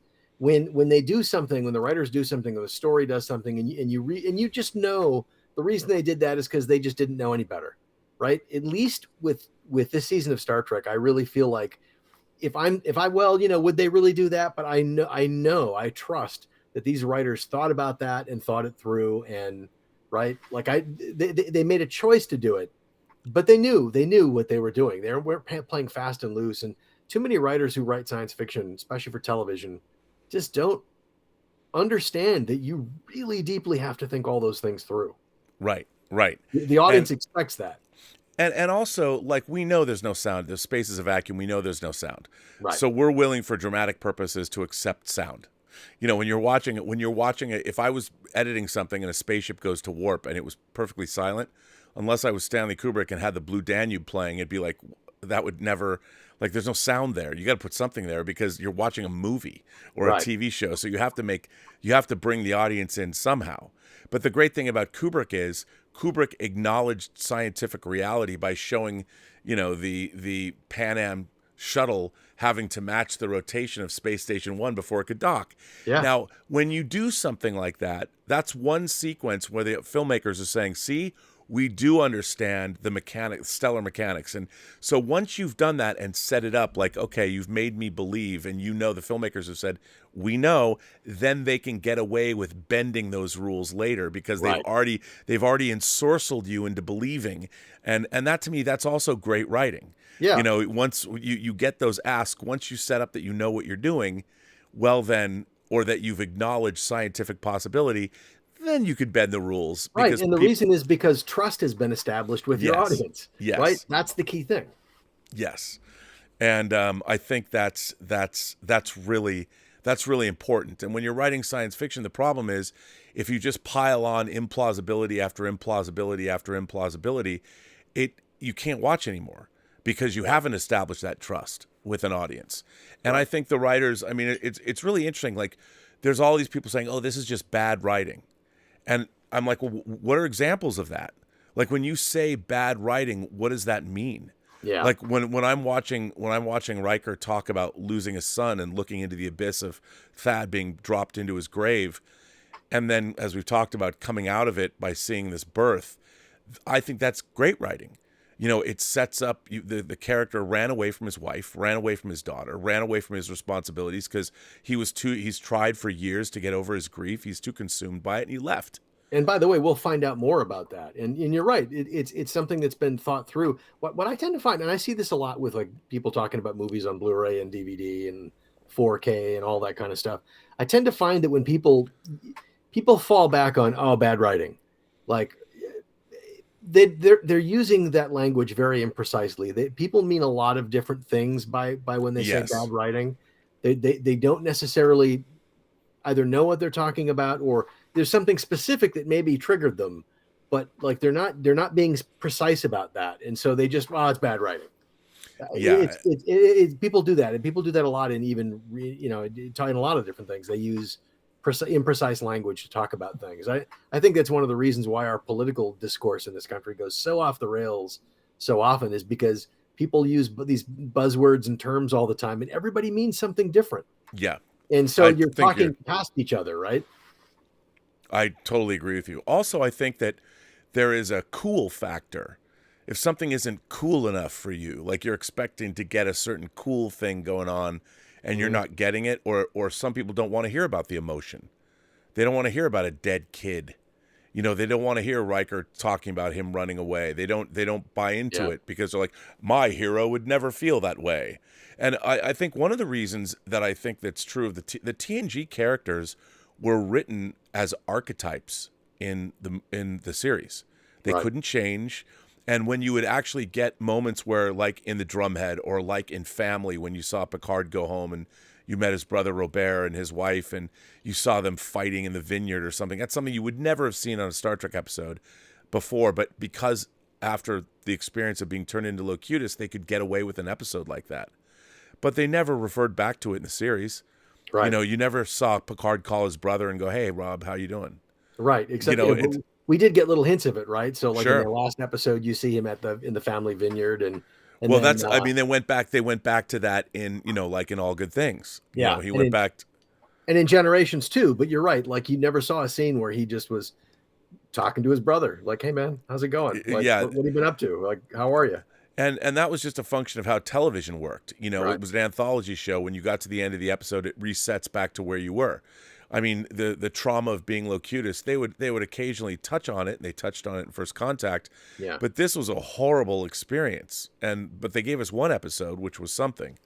So, Darth Plato, our own local historian, Darth Plato says, it seems like Picard makes a strategic error in Episode 7. If the enemy wants Jack and the enemy's need is time dependent on Frontier Day, then it follows that the Titan should continue to evade. I appreciate the boldness, though. Fortune favors the bold. I mean, that could be true too. But the thing about their position is they don't know anything. Right. They know there's changelings. They know that something's up with Frontier Day, but they have no real understanding of what is actually going on. And I will say this: it's if you have watched closely, there have been clues placed throughout the show, because when the shit goes down, it's all been set up, you know, and it's all been set up, and it's like, oh, and it's pretty clever. I think it's really clever. I agree with you. I agree with you. And it's that's what I really like. Well, Bill, we're approaching the 2-hour mark. Excellent. It's been a good conversation. Been a good conversation. I really like doing these streams with you. We've only got. I'm going to be sad when we don't do them anymore. We'll have to pick like another show. We'll pick something else, and you know. So where can people find you online? Obviously, you have the digitalbits.com, which is the Wall Street Journal of physical media and home entertainment, and you've written a book about home entertainment. Mm-hmm. You've also tell us about your science fiction series. I'm working on a series of science fiction novels that I hope to launch this year, which is about humanity's first steps out into the solar system, and it's very much about humanity proving that it has a right to be. It has a place in the stars. Does humanity have a place in the stars, or are we going to die here on this lonely rock? And it's about that. It's about that question, and that's something I should be able to launch them this year. I've got one done. I'm just about to finish another one, and once that other one is launched, we're gonna do a Kickstarter and get that ready to go. And it's very much hard sci-fi, but also very readable, very accessible. So. Something like The Martian, something like The Expanse, you know, not out, you know, in a roughly similar wheelhouse, but so I'm very excited about that. And you can also obviously find me on Twitter and Facebook at Bill Hunt Bits, and then we also have a Digital Bits Facebook and Twitter too. So that's typically where during the week where I post. You know, I typically every weekday I have an update on news update on the website, and we've got reviews that go up. We've got a team of guys that are writing reviews all the time, different kinds of content. But when there's breaking news, I typically post it at Bill Hunt Bits on Twitter first, and on our Bits Facebook. And Lord knows there's been a lot of breaking news over the last few weeks. It's been a very interesting time for physical media again. Yeah, and 4K, the 4K Next Generation movie set comes out next Tuesday. Comes out Tuesday, and you can buy them in the actual box set that has 4K and Blu-ray and digital copy of all 4 Next Generation feature films, and both the 4K and the Blu-ray versions are remastered, and they look fantastic. They look better than they ever have. And then you can also buy the films individually on in 2-disc, I think, Blu-ray and 4K combos. So if you just want to buy the films by themselves, you don't want the big box set. And the cool thing is the individual ones all use the original poster artwork on the covers too, which is very cool. No, that's very good. Now, they don't come individually in those individual boxes in that box set? No, unfortunately, it's like a slipcase, and then there's just one big Amaray case. Oh, that's cool though. That holds all the discs, right? So it's got like, I think it's 8 discs. So there's Blu-ray, all the Blu-ray discs, and then you get to the 4K discs, and then you get the paper digital copy insert. So, you know, if you want to take up less shelf space, then this is the way to go. And of course, the original series films were released in this kind of a box set configuration too. And then they also recently re-released all of those original films. When the Star Trek: The Motion Picture came out, they released the individual films by themselves. That's what I bought them, because I wanted the individual boxes just because they're cool. And if you're a fan, it's worth upgrading, man. I know it costs some money, but because these films have been released on Blu-ray before, but boy, they look so much better now. Even the Blu-rays are mastered from the new 4K scans, and they, you know, of the original negative, they look as good as they can possibly look. Oh, yeah. And I want to thank a shout out to Jason Spriggs, Mr. Raygun online. You can find him for doing these very cool graphic overlays. He's done custom graphic overlays for every episode. They've been episode specific. And he's done a lot of graphics for this channel and will continue to do so as the Burnett work grows. I want to thank all the new subscribers. We've had a lot over the last couple of days between me feuding with Doomcock and by the way, I love Doomcock. You know, I mean, to me, when you're feuding with a guy who lives at the center of the world with his caged Cthulhu, you know, it's like, come on, it's all theater. Right. But you know, I've been watching Doomcock for years. But I'll tell you one thing: it has been a lot of fun getting screamed and yelled at by people that have been calling me names and calling me an old man, and I've been highly entertained by it all. Welcome to the internet, man. Oh, it's great. I'm gonna tell you something. Through 2 format wars, man. I've been through 2 format wars with the home video market, Blu-ray and DVD, and DivX and HD DVD, and it's like getting screamed at. Having somebody mad at you is, you know, blaming you for all the things that are wrong with their life is just part of the deal. No, man. It's true. But I would say this. I mean, you know, Terry Metalis and Christopher Monfette and Matt and all the people, Dave Blass, the Akutas, Doug Drexler, Bill Krause, who designed the ships. I mean, getting everybody that Terry's brought in, they've put a real effort into this season of Star Trek Picard. And I say that because I really believe it. Not because someone's paying me to say it, not because I'm sure. A lot of people don't understand, like, I work in the entertainment business. I have my own career. I got my own things. By the way, my last project, Tango Shalom, the feature that I produced and edited, is currently streaming on Peacock and on Amazon. Yes, it cost about 1/8 of what one episode of Picard probably cost. But it is something that I'm very proud of. And, hey, it was blessed by the Pope. That's a true story. How many people can say their movie was blessed by the Pope? But it was. And also you can watch Dota Dragon's Blood, the Netflix animated series, the anime that I edited 24 episodes of. So, you know, I got some skin in the game. There's more stuff coming out, and there's more shows coming onto the Burnett work, and take a look out for them. And we're going to be back here for episodes 8, 9, and 10. I can't wait to see where all this goes and what people think about where it's going. But it all makes sense. I promise. It all makes sense in the long run. It's going to be fun, man. This last run is going to be fun to watch. Just watch them and to see people's reaction, and it's going to be good. Yes, and I want to thank Tom. Oh, first of all, Dan Candy says, Rob, I saw a stream where you mentioned that the M5 was in the Daystrom station. I still can't spot it. Did the screeners have a deleted scene? No, they're actually calling data. They're calling whatever that is. They're calling it M5-10. That new positronic, you know, that's where that came from. It was just a quick audio reference. So the M5 computer is not there. Or maybe it is, and maybe I'm misremembering it. But I just thought that the new, because it was duotronic, but whatever Alton Sung was doing, they were calling it the M510, this new iteration of what Data is. So I could be wrong about that, but that's how I remember it being, which I thought was cool. I mean, there's so many, with James Kirk's body harking back to The Return and Project Phoenix, the Reeve Stevens novel that they wrote with William Shatner. It was his second Star Trek novel after The Ashes of Eden, and it's a trilogy. If you really want to read, if you've ever wanted to read great, there's some really great Star Trek novels, which, by the way, I'm so surprised. Well, Strange New Worlds completely ripped off Una's backstory from Dorothy Fontana's Star Trek novel Vulcan's Glory from '89, but if you really want to read a great Star Trek novel and you've never read a Star Trek novel before, read the Preserver trilogy, which is the Kirk trilogy. It's Ashes of Eden, The Return, and Preserver. It's epic. And Shatner wrote that with the Reeve Stevens, and the Reeve Stevens are great. So check that out. But on that note, remember, every person you meet has a story to tell that you have yet to hear, and all you have to do is listen. And with that, Bill, I will say to everybody, have a better night, and we'll see you next week for episode 8 of Picard Season 3. Cheers, everybody. All right, so there we go. We are out.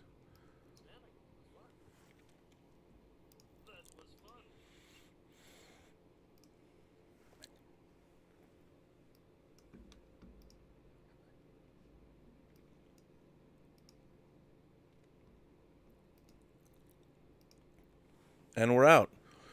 That was pretty good. We had 355 people watch.